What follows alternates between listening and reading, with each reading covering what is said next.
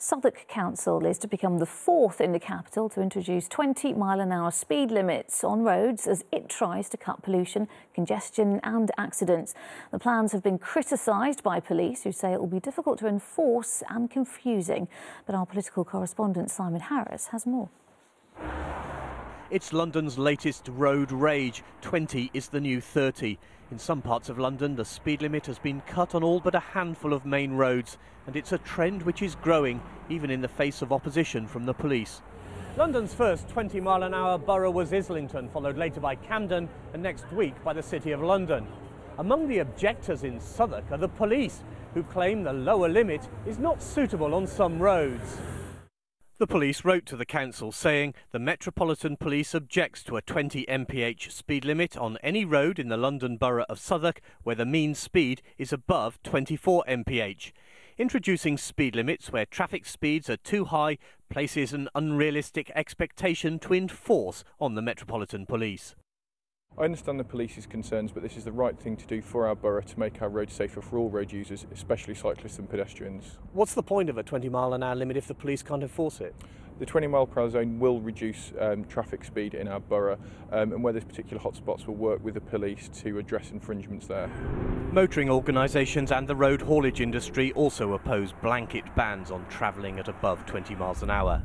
Drivers accept that they have to slow down outside schools when kids are coming in and out, or on busy roads where there's lots of cyclists. What they don't accept is having to drive at 20 miles an hour at 2 o'clock in the morning when no one's on the streets.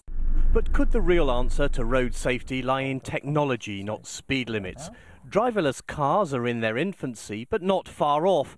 Heathrow Airport uses driverless pods to take passengers from car park to terminal. One former government transport advisor believes replacing drivers with computers and sensors is a foolproof way of avoiding accidents. As soon as a vehicle comes in close proximity to a pedestrian or a cyclist or another vehicle, that will be picked up by the sensors and the radar, and the brakes just come on automatically. It's a bit like in a train. If you go through a red light and a signal, the brakes come on automatically, and it will be the same with cars. For now, lower speed limits seem to be the way forward, with at least 3 more London boroughs committed to the idea. Simon Harris, ITV News, Southwark. I'm joined in the studio by Tom Bogdanovich from the London Cycling Campaign and Richard Massett from the Licensed Taxi Drivers Association. Thank you both for joining us this evening. Richard, let's start with you. I mean, what are the drivers' objection to this? Because if you hit someone at 20 miles per hour, you're causing less serious injuries, less deaths than if you're driving at 30 miles an hour. Well, if that were the real situation on London's roads, we find that 20-mile-an-hour limits are largely irrelevant because the average vehicle speeds in London are about 10 to 11 miles per hour. And, so then what's your objection then making it 20? Well, because we don't think it's necessary. It's, as I say, the traffic speeds are generally about 10 to 11 miles per hour. The police don't see it as an enforcement priority. So what's the real point in making the roads 20 miles an hour? OK, well, let's address that point. Tom, the police, we just heard there in that piece, say it's not practical, it can't be enforced anyway, so it kind of undermines the whole point. But I think it is being accepted as the more sensible speed limit just to make life better in London, and it does reduce the severity of collisions. There's no question of that. City of London police are supportive, I understand, from the City of London, and they plan to introduce 20 miles an hour. So it can be done. I mean, I travel on roads, sadly, on which vehicles travel in excess of 30 miles an hour.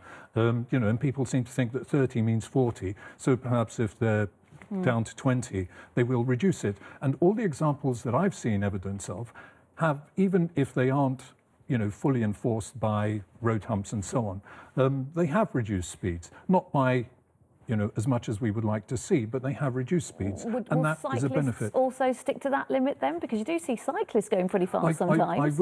I wish I could travel at 20 miles an hour. I think the most that I can ever get up to is 15 miles an hour, and I'm very pleased. But one of the points is that this will encourage more people to walk and cycle, and ultimately we will, create more employment for people like my colleague here from the Taxi Drivers Association, because, I'm a regular customer of taxis because I don't run a car in London because I don't need to. Tom, Richard, thank you very much for coming in this evening. Thank you.